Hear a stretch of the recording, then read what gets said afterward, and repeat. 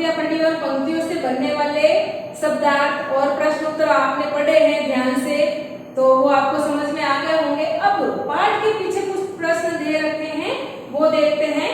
पाठ के पीछे पहला प्रश्न दे रखा है, हर तरह की सुख सुविधाएं पाकर भी पक्षी पिंजरे में बंद क्यों नहीं रहना चाहते? तो पिंजरे में बंद रहना कौन चाहेगा?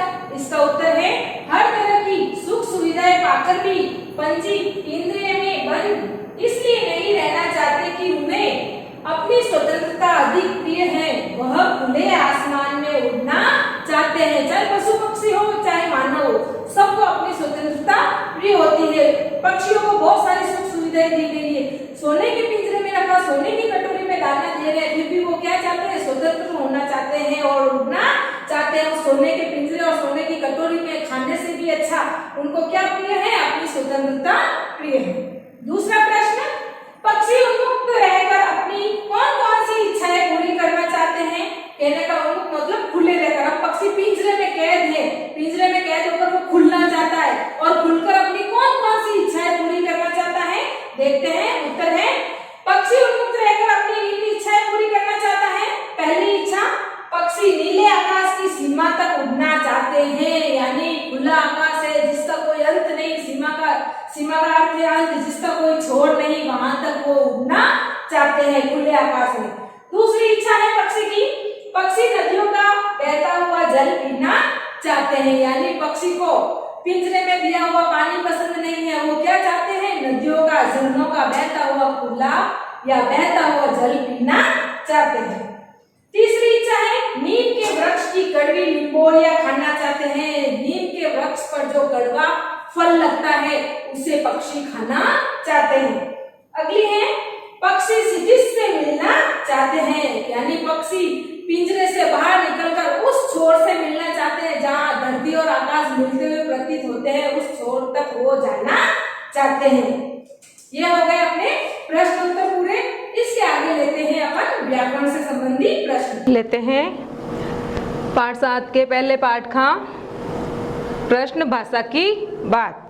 भाषा की बात में प्रश्न दे रखा है, स्वर्ण श्रृंखला और लाल किरण सी रेखांकित शब्द में गुणवाचक विशेषण हैं। कविता में से ढूंढकर इस प्रकार के 3 उदाहरण लिखिए, यानी हमने जो कविता पढ़ी उसमें से गुणवाचक विशेषण के अपने को 3 उदाहरण निकाल के उसमें से ढूंढकर लिखने हैं। गुणवाचक विशेषण ये विशेषण का एक भाग है, प्रकार है।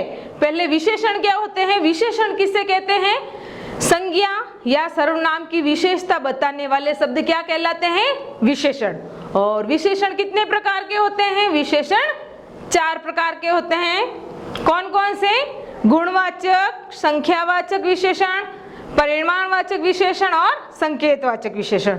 ये इन विशेषण के 4 प्रकार हैं। उसमें से यहाँ पर जो आपके पाठ 1 में इस प्रश्न में दे रखा है, अपने को गुणवाचक विशेषण का उदाहरण लिखने हैं। तो गुणवाचक विशेषण कहते किसे?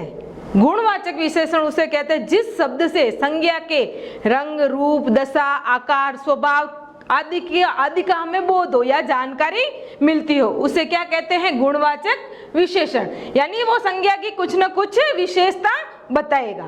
अब देखो, जैसे इसमें आपके उदाहरण में दे रखा है स्वर्ण श्रृंखला। ये श्रृंखला का मतलब जंजीर, स्वर्ण का मतलब सोना, यानी जंजीर कैसी है? सोने की।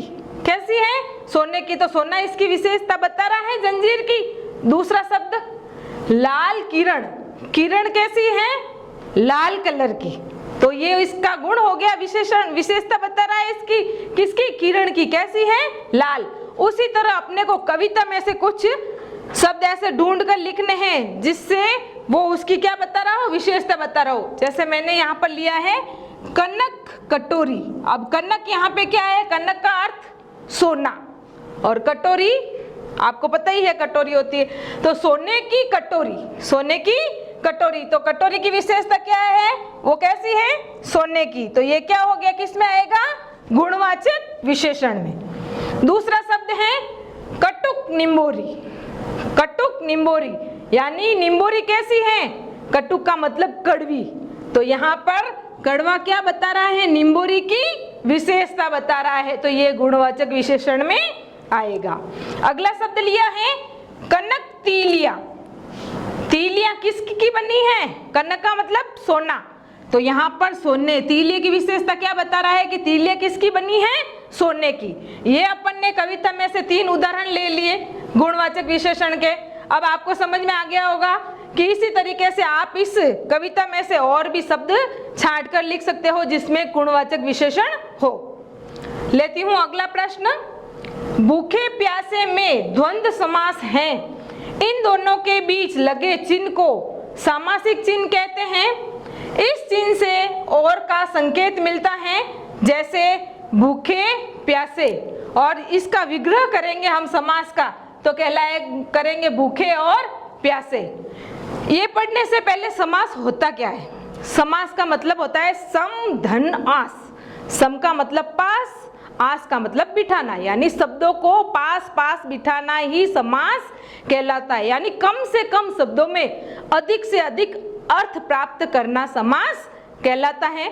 समास 6 प्रकार के होते हैं, लेकिन आपके इस प्रश्न में अपने को द्वंद्व समास के उदाहरण दिए हैं। द्वंद्व समास, द्वंद्व समास का अर्थ होता है द्वंद्व समास के अंदर दोनों शब्द प्रधान होते हैं, आगे वाला और पीछे वाला दोनों शब्द प्रधान होते हैं, और शब्द का उसमें लोप होता है और वो योजक चिन्ह से जुड़ा होता है। इसको सामासिक चिन्ह भी कहते हैं और इसको योजक चिन्ह भी कहते हैं। ये जो चिन्ह है इसको योजक चिन्ह और सामासिक चिन्ह भी कहते हैं। जैसे ही अपन इस चिन्ह को हटाएंगे बीच में से तो उस शब्दों के बीच में अपने को और लगाना पड़ेगा। अब इसी तरीके से यहाँ पर लिखा है भूखे प्यासे, वैसे ही आपको 10 शब्द बनाने हैं, है ना? तो चलो पहला शब्द मैं बनाती हूँ, बाई,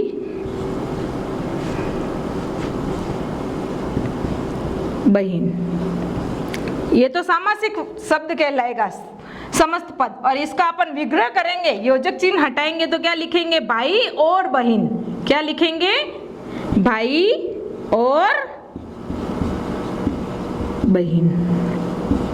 वैसे ही दूसरा शब्द दिन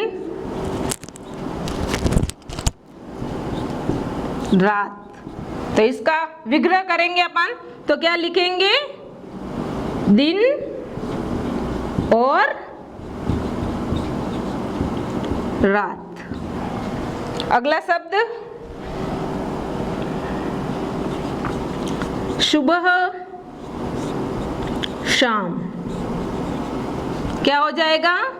सुबह और शाम। मैंने यहाँ पर 3 शब्द आपको बनाकर बता दिए।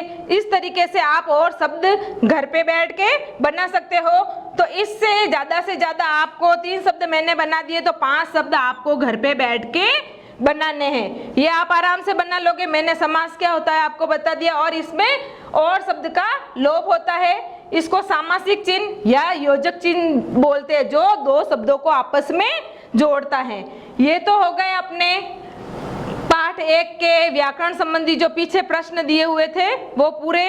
अब इसमें कुछ मनोवैज्ञानिक प्रश्न दिए हुए हैं, वो आपको घर पर बैठकर करने हैं। आज हो गया आपका कक्षा 7 का पाठ 1 पूरा। धन्यवाद।